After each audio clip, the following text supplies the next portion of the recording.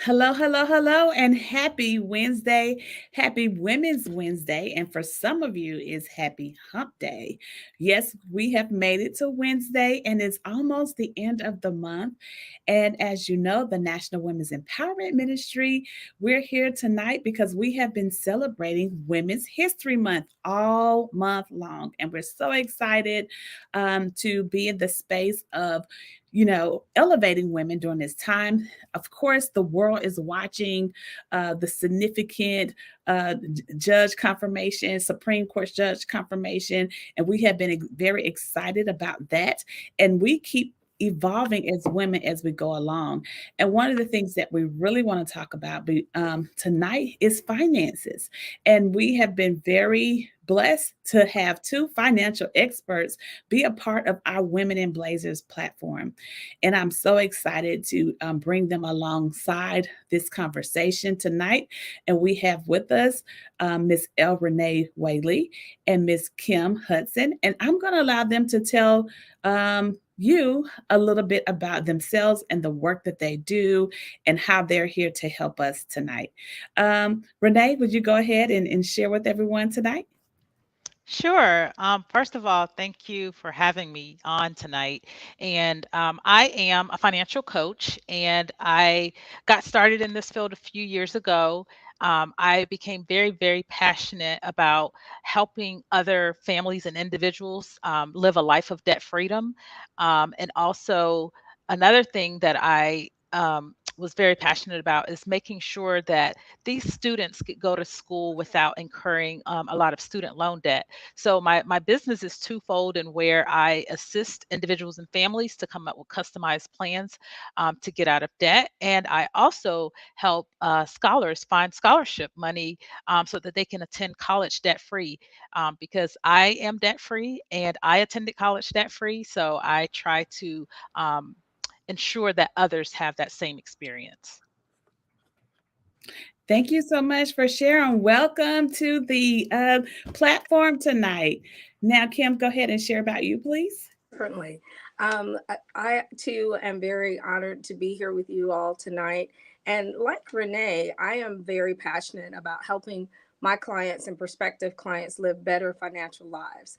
I focus on what's important to them from a financial standpoint, and I help them create tailored, customized, strategic financial plans to meet whatever goals and hopes and dreams that they have. So I'm a financial advisor with Edward Jones. We do investments, financial planning. I am also insurance licensed, so I use insurance as a protection over your assets and income replacement. And I'm just very excited to be here tonight and share knowledge. I'm also very passionate about educating my clients. I believe an educated client is a better client, a better investor. And so I'm very, very passionate about making sure that I'm not just investing your money, but explaining to you how your money works. Awesome, awesome. And you've said some great key words. Welcome to the platform, which is share. And so, you know how we talk at the Women in Blazers show. We tell people if you hear something that you like, please like the post and share it because we want to have a robust conversation in regards to finances and we want to grow. We're upon Financial Literacy Month, which is in April, and we're just a few days from April. So I think it's very timely that we're kicking off this conversation. And not only it is the financial literacy right around the corner, we are standing in a very changed space when it comes to how finances should be operating due to inflation. I mean, nobody knew that a gallon of milk would be $10, right? Okay, I'm just joking. I know I'm being a little, but nobody knew that, okay, that gas, well, every now and then gas goes up around the summer. We kind of see this inflation with gas, but no one knew or expected, oh, gas was going to go up the way that it did. post pandemic, you know, when we just came out of this space where people needed so much financial support, where we just had the great resignation, where a lot of people have been unemployed, people have been financially distressed in spaces, you know, but not everyone, because some people have been, if you've been in the investment game, some people have been receiving or have been benefiting pretty well throughout this whole time. So it depends on which way of the coin you look at it. But either way, I think the conversation is very timely. So if you hear something that you like, we ask that you like and share it. Matter of fact, that's what I'm doing right now. I'm multitasking. I am sharing it because I want people to be a part of our conversation tonight, and I want you to ask questions. I am married to a financial guru. And so I tell people all the time, I'm pretty much brainwashed, you know, because I've been married for 18 years. And so my husband's name is Tony Cash. My last name is, I married into the name Cash. So ideally, it feels like I'm destined to have cash, right? You know, and it's just because it comes with the name. And so I pride myself in making sure financial literacy is something that is valued to me. I know for whatever reason, I have never been good at math. So when I see numbers, you know, I run in the opposite direction. My brain does not work numbers. It just does not compute it. It doesn't digest it like that. I am a right brain person. I think the math people are left brain people, correct?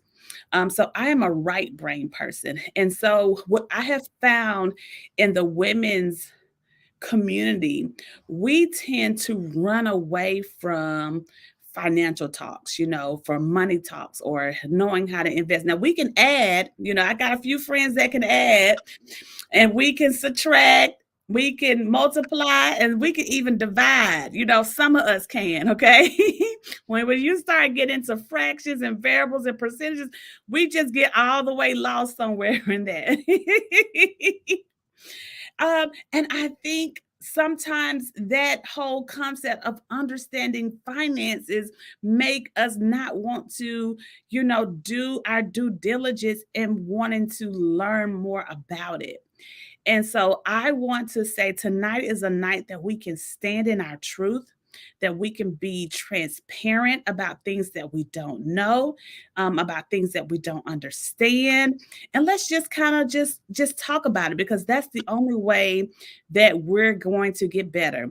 One thing I know women like to do well is we like to shop for purses. We are handbags by nature. I don't think it's very rare that you will see a woman and she's not carrying some type of handbag, some type of purse, some type of wallet. And you know, the market has, you know, got so savvy with it that they come out with new purses and new colors every year. And it's something that we have been into for quite so long. So women, what we do understand is we understand handbags, we understand purses. Um, I am going to kind of share a little bit about that concept later about when it comes to savings. But I want to open up our dialogue today about defining what would make us feel more secure. What do you think women need to feel more secure in their finances?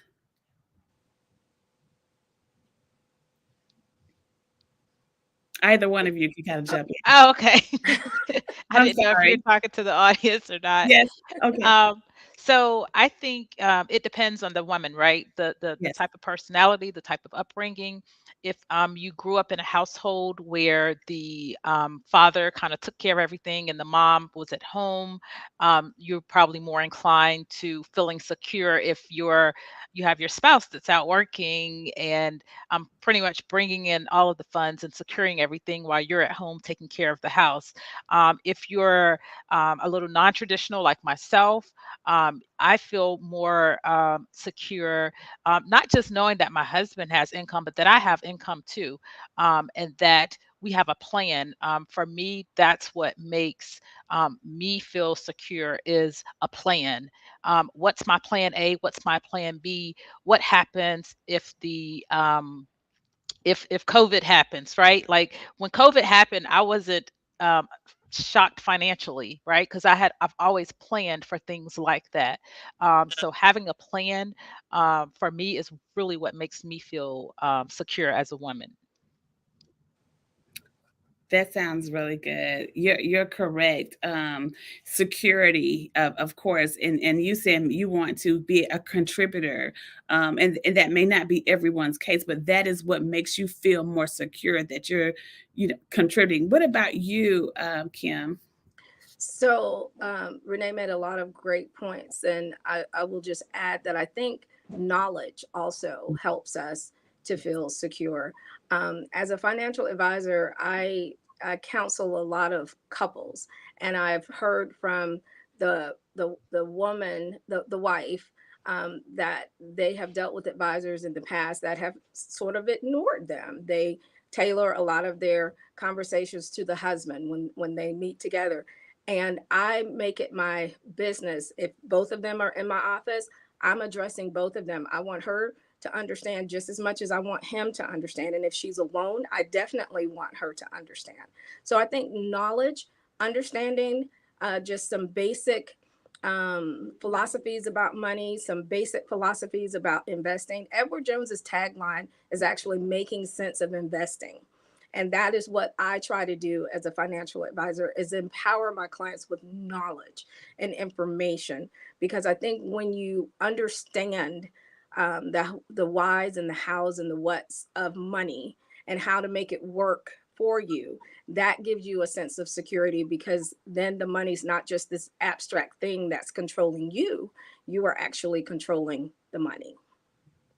That's so powerful, knowledge, because our people perish for a lack of knowledge, and I can say definitely, if Alicia had to talk to her younger self, it would be get a better understanding, ask more questions. We hide behind the fact that if we don't quite understand, we don't know, we don't want to come across ignorant, but I think it's okay to say, this is something new to me.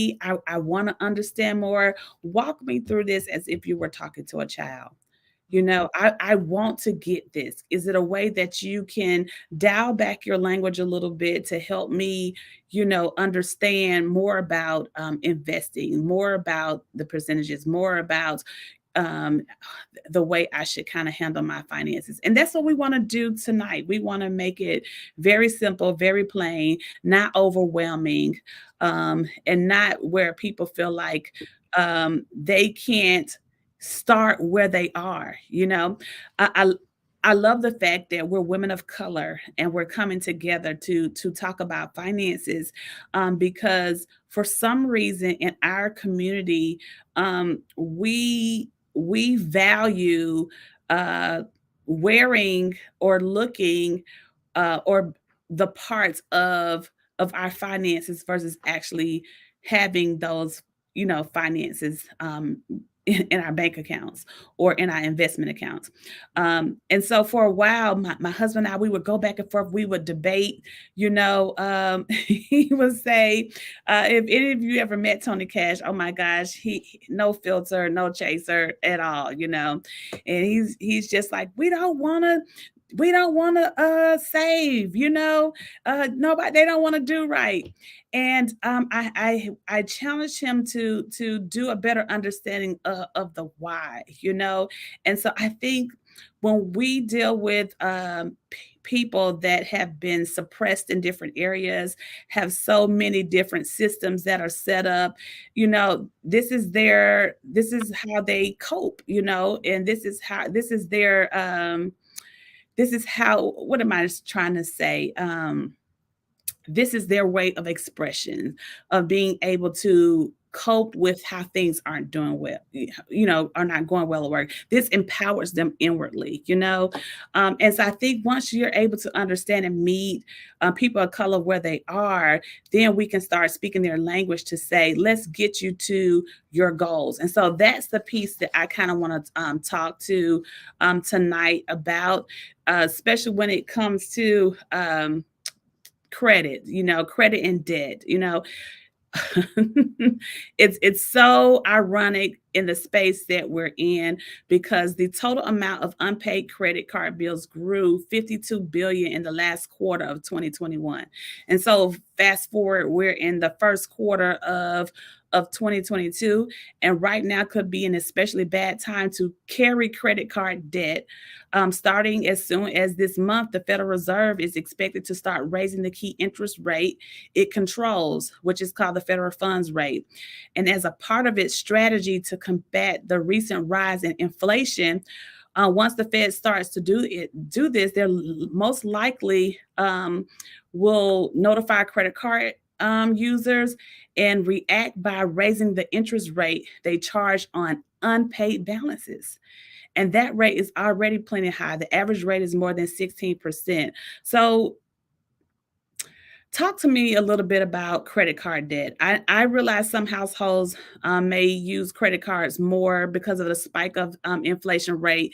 People are saying they have don't have enough coming in, and so they're starting to rely on credit cards for groceries and things like that. I understand that, but I'm talking about people that are using credit card for wants instead of needs.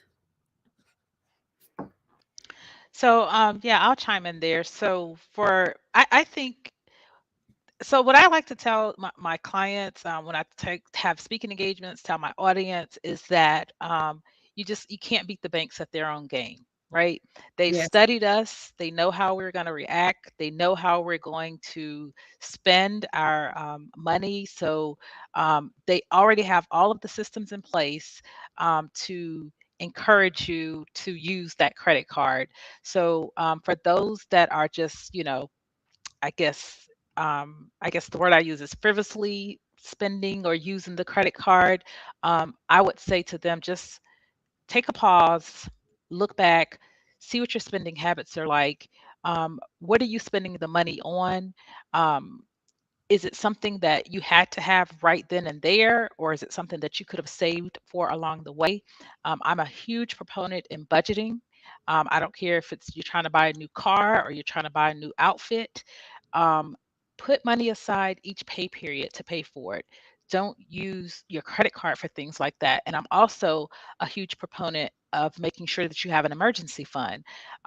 If anybody's ever heard of Dave Ramsey, his baby step one is have $1,000 in your emergency fund, and that's for things that may happen. Your refrigerator might go out. Your alternator may go out on your car. You may hit a bump in the road and your tire burst.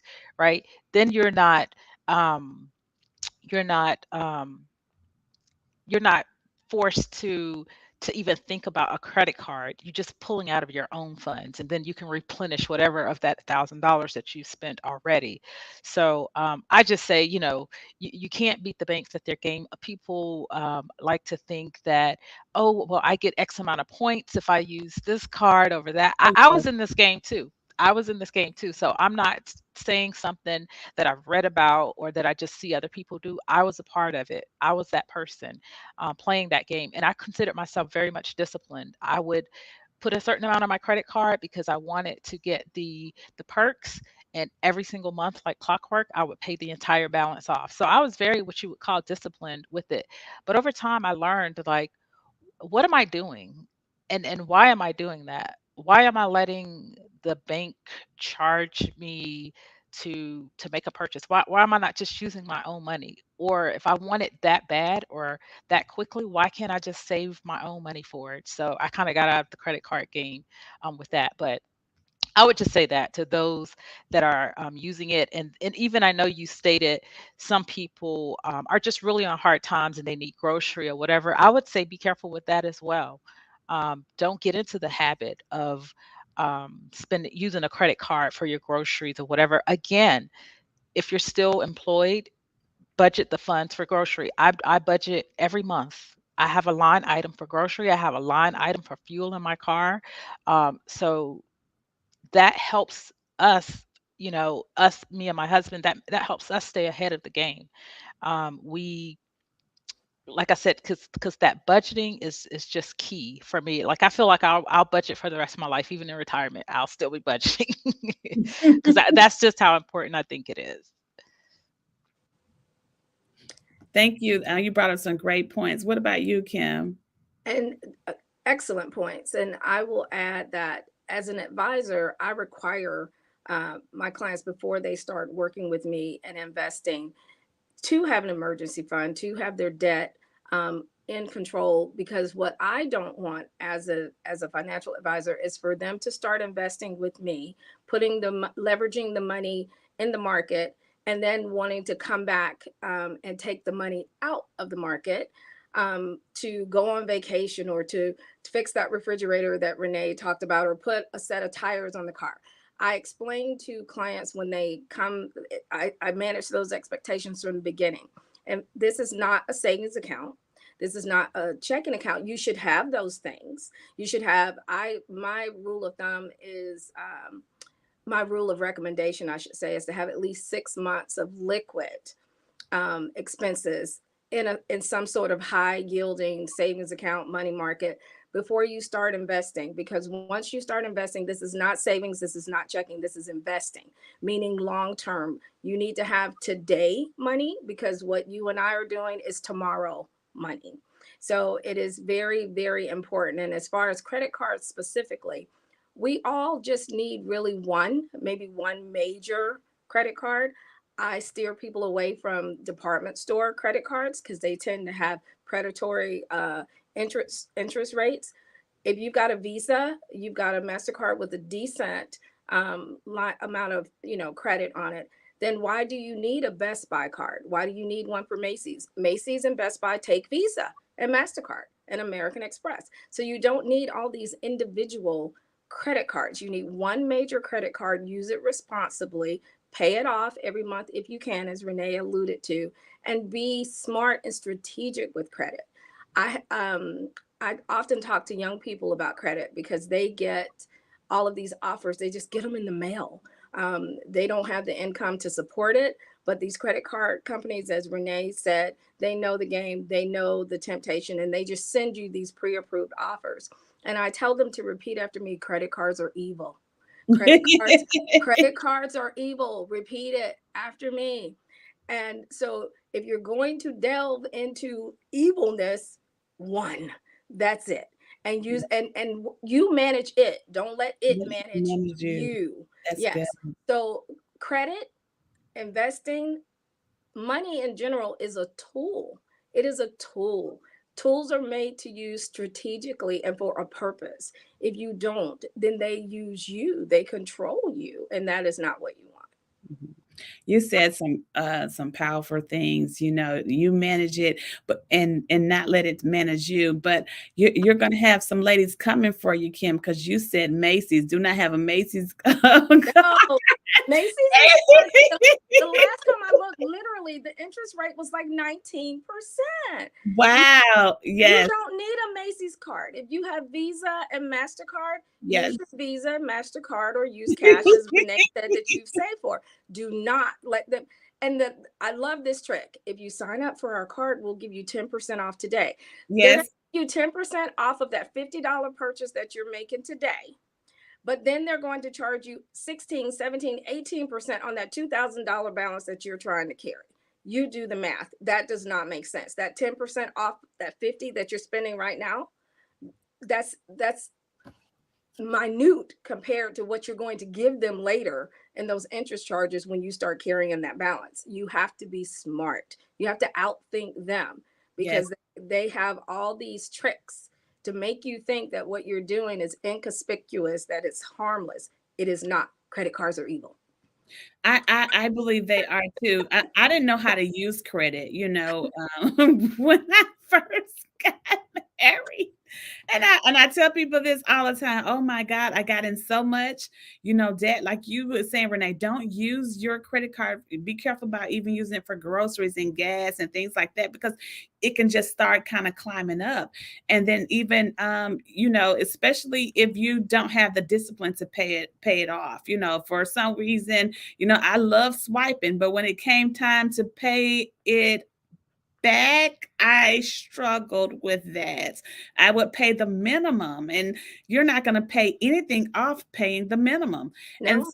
so now that we're in this space where the credit card is possible that, they will increase that percentage on unpaid balances, I'm wondering, should we be putting that at the top of our goals right now with pay off as much credit card debt as possible this year? And you mentioned budgeting and saving for travel and putting away for it. Of course, some things when you go to the hotel, you got to give them a credit card by all means. You got to have a card, one card for that kind of thing. But when we start talking about traveling and going places and things like that, and buying high end purchases, I'm wondering if this is a time because of inflation, should we be focusing on paying down that debt so we don't get so, behind and overwhelmed? Well, if you have a lot of credit card debt right now, the way I'm counseling my clients currently is, if you have a certain amount of money and you're trying to decide, do I pay down my debt or do I invest this money? Because that's my Yes. Yes. so I Everyone. have a lot Yes. of clients who are asking me that. If they have high interest credit card debt, if they have extra cash right now, I'm telling them to use that cash to pay down the debt. And when I say high interest, anything with double digits, high double digits, you need to get rid of that, because even if we invested that money while the market is down, which this is a great time to be putting money in the market, you would still be better off paying down high balances that have high interest rate. Get that settled first, then let's start investing. Because if you don't, if you're paying 19% on a card, and you're getting the average return in the stock market is about 7%. Can be more than that, can be less than that, depending on the state of the market. But if you're paying 19% on a $10,000 balance, even if you were getting 7% return, you're still, that credit card debt is eating away at your money. You need to be paying that down. So that's how I am currently counseling my clients if they have high interest rate credit cards. That's good, and thank you for that, because we're looking at a lot of different goals here tonight. We're talking about debt, paying credit card debt goes down. We're talking about saving goals, and we're talking about investment goals. Let's talk a little bit about savings goals before we jump into investment goals. What should savings goals look like right now? Should we be more aggressive with our savings goals? Because do we know what's on the other side of all of this that's going on with the inflation piece? So is this a time where, we should be like the ant, storing up for winter during summer? Talk a little bit about that. What do you think, El Renee? I think you should store up year round. Figure out a way to have a certain percentage of your income going towards your savings. I like to tell my clients around 15%, depending on age and where they are in their journey. Um, some people are, 60 years old, they want to retire at 65. They've never put anything back in retirement. 15% might not do the trick for you, right? You may have to save even more. But if you're, uh, I guess mid 20s, early 30s, 15% might work out. It depends on what you want your lifestyle to be once you are done with retirement. So I just say, figure out that number, that percentage. Like I said, I kind of go with the 15, and let that be your number that you save for. Um, all the time, and I just don't believe in a certain season to store up as it relates to your finances. It's just all the time, because you never know what's going to happen. We would have never thought in a million years. I know me personally would have never thought in a million years that I would we would be in it would be 2 years of Yes. working remote and being in the house and covered up or whatever. We just don't know. We just don't know, and we have to always be ready, always plan. Like I said, budget is so key. I mean, even in your budget, you should be writing out that 15%. If you work in corporate America, take advantage of the 401k, especially up until the match amount. If your company is matching the 401k, make sure to take advantage of that. Never walk away and leave money on the table. Never. So if they're matching it, do that. If you go above the match amount, go do excuse me, a Roth IRA. Um, if you max that, come back to your 401k and keep maxing out until you're at that number. So I would just say you're always saving. It's just not. I just don't believe in a season of savings. It's Mhm. always, because when times like this come, like you're saying, people now are struggling with the credit card debt. People are now struggling with putting gas in their car or what have you. And I don't say this to brag or boast about myself, but I'm okay. The gas prices spike, but I'm okay. It's more than I want to pay, but I'm okay, right? Because all the time I'm preparing for this moment. Like they say, is for a time such as this. Mhm. Yes. So what about people who have not prepared, and what about people who are in a space where um they do a lot of excess spending and have not adopted the discipline needed to save at a 15% rate? Because we have more people who have not uh, got to a 15% rate of savings than we do, you know. So what about those people that are not there?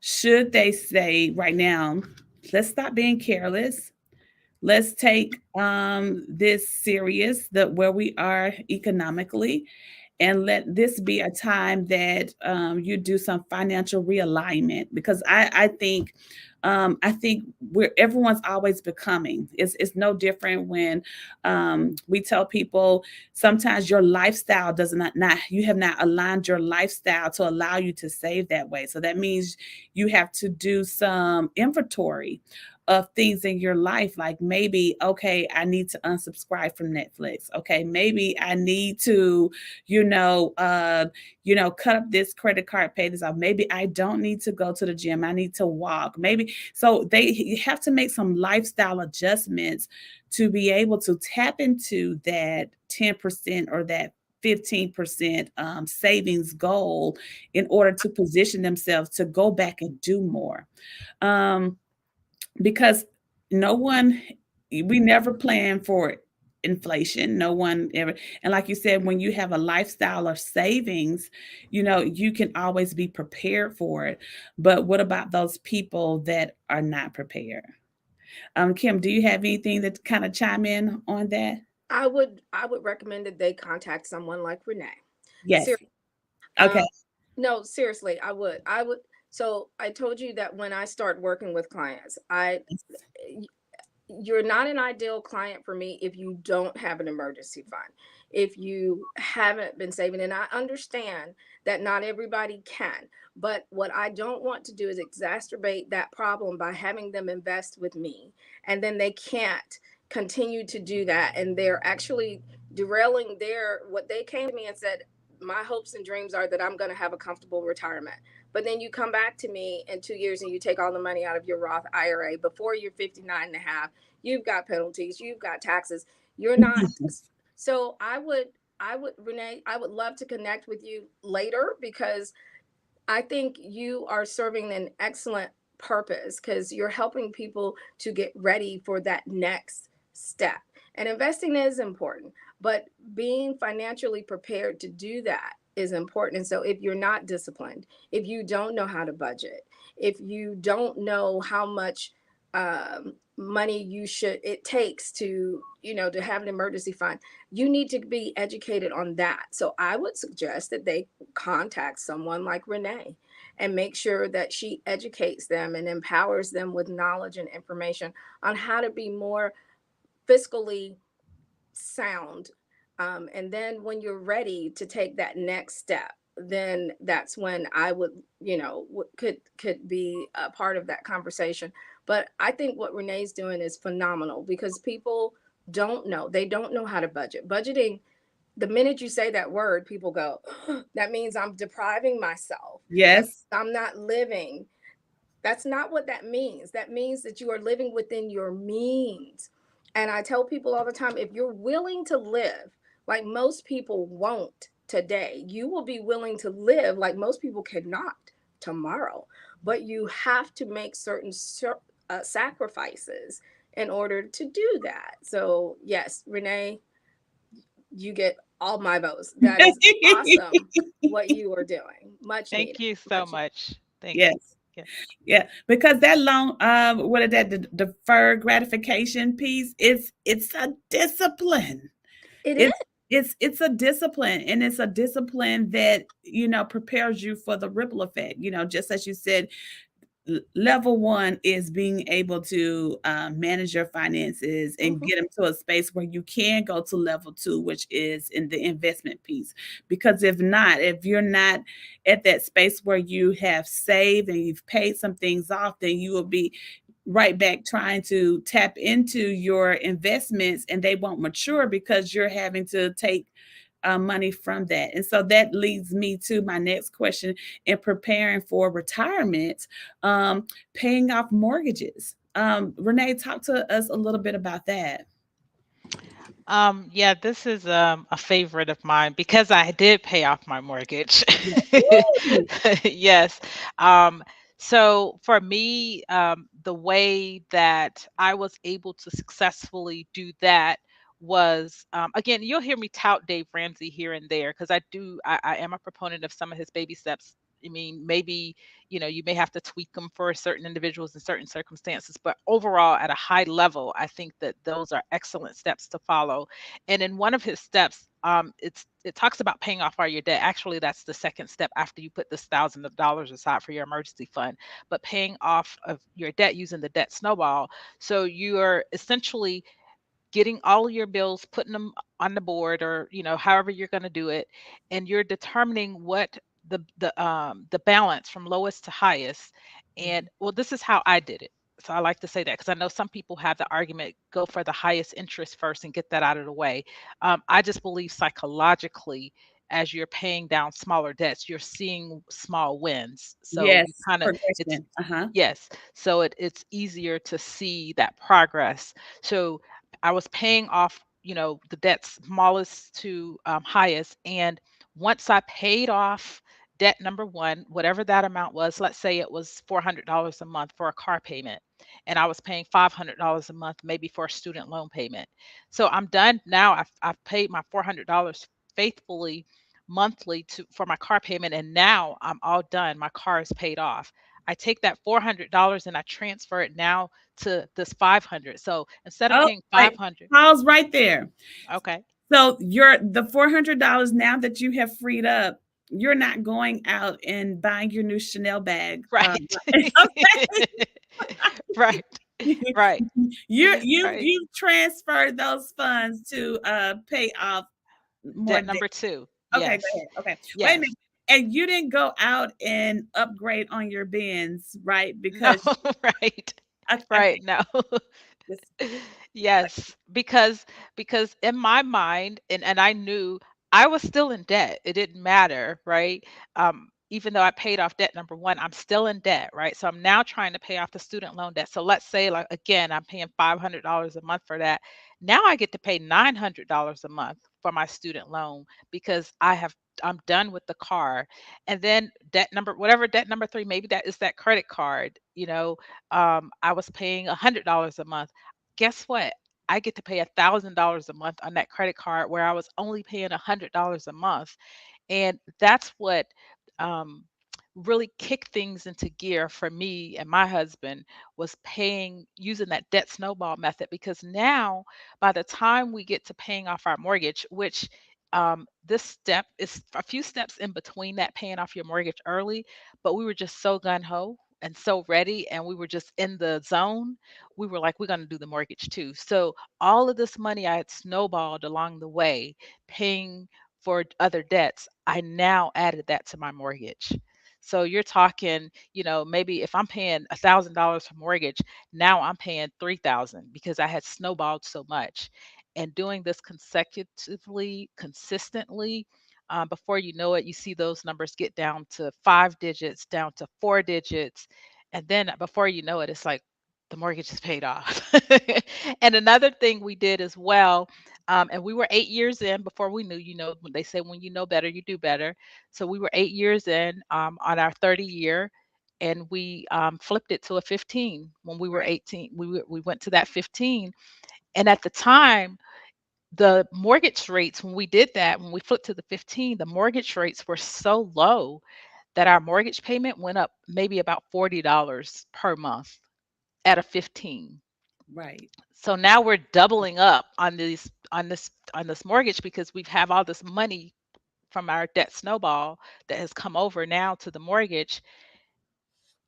And then, I mean, that just catapulted things, and so that's how we were able to pay it off. And everybody can use that same strategy. It's not something siloed to me or a certain group of people. Anybody can use the strategy. I mean, I grew up low income. My parents weren't even high school graduates. Neither of my parents never owned a house, still don't. Never owned cars, but I was able to do this. And so that's how I know, and that's why I'm so passionate about it, that anybody else can do this, the same thing. It's just a strategy, right? You just got to apply the strategy.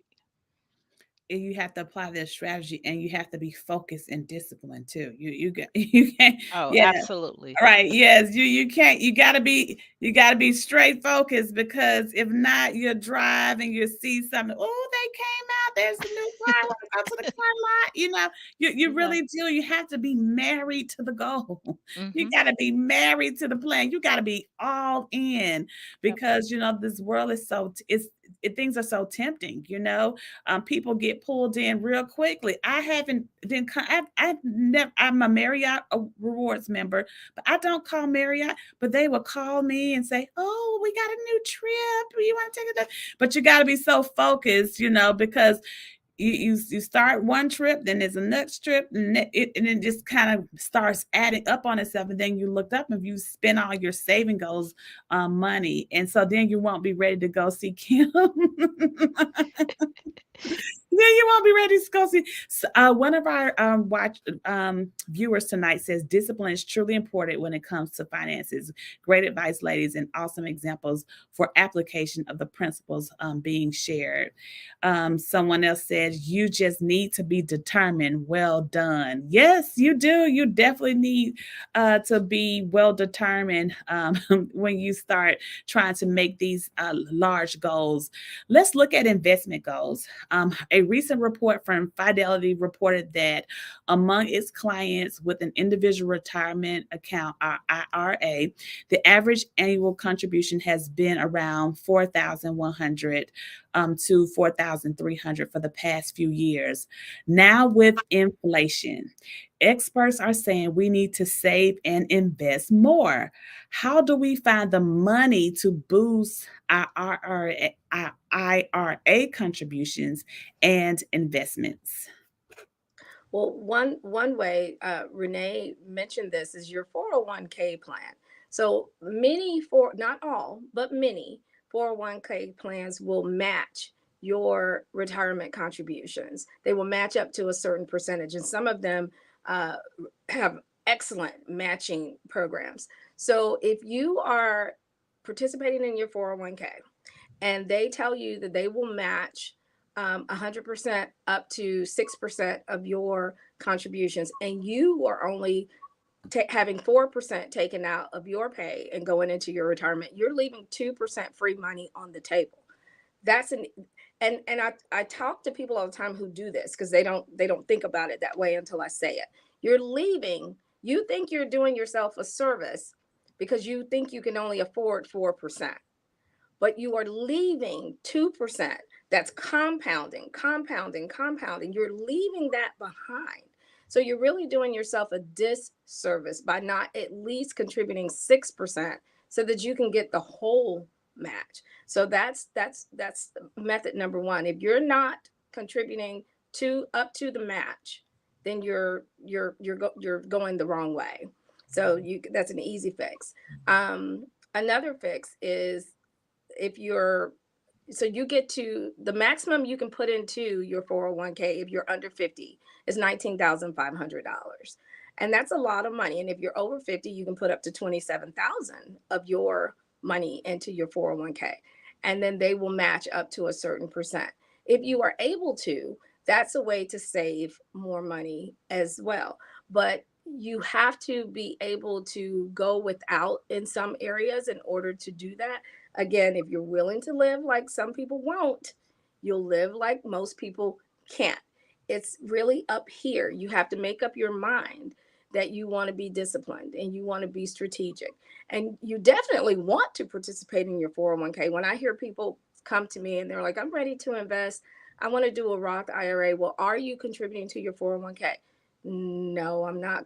Then let's start there. Okay. Before you even start talking about investing with me, you're missing the boat on a very available way to save for your retirement right there. If there's a 401k available, you should be participating in that. Wow. I hope you guys are taking notes tonight because these ladies are dropping some valuable financial nuggets that will help you get ready for your financial goals. I mean, I want to applaud these women because they're speaking from experience. They're not just, telling you something they read in a textbook. They're telling you something that they see works. It works for them and it works for their clients. And so at the end of the show, we're definitely going to share their information just in case you don't have a resource like that. And I think that's why I love this platform, is because we are providing resources to women, access to other women to help them discover their better purpose in life, and especially when it comes to your finances. I believe 2022 is the year to get financial literate. It's no longer okay to be like, I just don't know. I think we're in a space now that we have to be accountable and know more about how to manage our money. I think women are very educated. We are very knowledgeable, and so that we should be able to lean in to being able to manage our finances well. And I hope that tonight that these ladies have said some things or brought light to some items. We've talked about retirement planning and housing. We've talked about investment goals. We talked about what do we want to see in order to feel more secure financially. We even talked about credit debt, and we even talked about inflation and how much things have gone up now. There is still room for you to grow financially. Someone watching is one of our viewers says, so true about the 401k match. You won't even miss the money from your paycheck. So let's start implementing these disciplines. I can tell you from a personal standpoint. I told you I am married to a financial expert, so I have been brainwashed. I did not come to the table with a financial mindset. I was the complete opposite. I couldn't hold on to my coins. Everything went through my hand, but I have developed a financial literate mind. And so I am woke, as they say. You have to be woke. We are financially woke.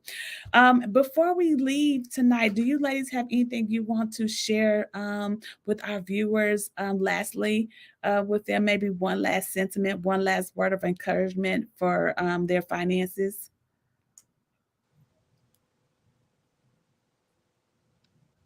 Um, I think I would share that this is something that you can do. Oftentimes, I think we get in our own way, Yeah. right? We feel like, I mean, and I see people, and I've heard people say it. Oh yeah, that's for them, or that's for you. That's not me. Nah, that's not. I can't do that or whatever. And I just want people to know that they can, that they absolutely can. If I, coming from the background that I came from, have done this, they absolutely can do the same thing. It's like I said earlier, it's not siloed just to me. It's not siloed to people that don't look like us.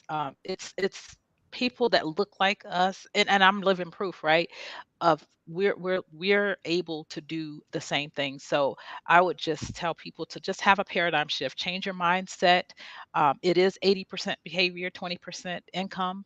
Some people think that, you have to be making a whole lot of money to save. I've listened to radio shows and where you hear people make $35,000 a year, paying off hundreds of thousands of dollars worth of debt. Um, they figured it out. They figured out how to do it. They figured that discipline out. So just become disciplined, and you too can be on the same journey that I'm on. Beautiful. That is so well said. Get out of your own way. What about you, Kim? And I would encourage everyone listening tonight to seek out professional assistance with this. You don't have to go this alone. Renee, what she's offering is just phenomenal. It is phenomenal. It is financial literacy 101, and anyone can learn how to do that. You just have to seek out those individuals like Renee who will help you to learn, and individuals like myself who will help you understand investing and how to get started in it. It's not rocket science. It really is not. Um, you just need someone to speak real language, not use a lot of jargon and acronyms that but just talk to you and explain to you how this works. So if you're struggling on your own, don't go it alone. Find someone to walk this journey with you. There are many people out there who will do it. Renee talked about Dave Ramsey. He's been touting his program for years. A lot of churches um, follow Ramsey's philosophy and offer it to the congregation. Find a resource. Don't try to do this on your own. This is, find a resource, find someone to help you. And that's what I would like to leave people with. There's help out there. If you will seek it, you will find it. That thank you so much for sharing that. And one thing I want to add to is I think what if you need a coach, financial advisor, it's worth the investment. It's worth you investing in that type of support, that level of accountability, so you can reach your goals. My husband also is a resource, TonyCash.org. So if you're needing someone to kind of help you move financially, then reach out to him as well. He's always open to help. Renee, would you tell people how they can follow you or how they can connect with you if they want to get their budget together so they can get ready to go see Kim? Sure, absolutely. I can be reached on my website, which is www.financialfortitudellc.com. Again, that's www.financialfortitudellc.com. I'm also on Facebook as Financial Fortitude LLC, and my Instagram handle is F Fortitude LLC. So those are ways that you can find me. Use one of those platforms, and you'll reach me. And I also would like to state that I do offer, and they can do it through my website. I do offer a 15 no charge consultation with individuals, and they can just book me through my website to do that, which is again www.financialfortitudellc.com. And Renee, you also have a new book too. Tell us about that I because do. I want to yes. see if I can show it to you right quick. I don't know if it'll show through this screen. Yep, Oh here it yes, is. we can. Well, we Well, saw a little bit, but yeah, yeah. but it's a journey to financial fortitude. It's Yes. how I paid off 75K worth of debt, went to college debt free, and paid off my mortgage. And the book, you can go to my website, and it'll take you to the platforms to make the purchase. But this is the book. Yay. Thank you. And let me tell you, if you need a financial advisor and you're in the metro Atlanta area, then you have to go downtown Decatur and meet Kim Hudson. She is phenomenal. Kim, please tell them how they can connect with you. Yes. So, due to compliance, I am not allowed to do a lot of social media uh, Okay. outing, but I do have a website, and it is www.edwardjones.com/Kim hyphen Hudson. And that will take you directly to my website. You can reach out to me through a link there.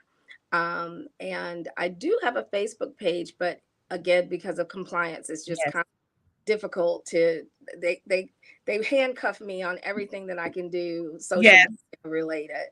But you can reach me through my website. Yes. So if you want to, if you're ready and you have saved money and you have paid down debt, then that means you can go to level two and that you can contact Kim. And she's at Edward Jones, downtown Decatur. You can Google her up if you didn't get the website information, or you can contact me and I will inbox you her information.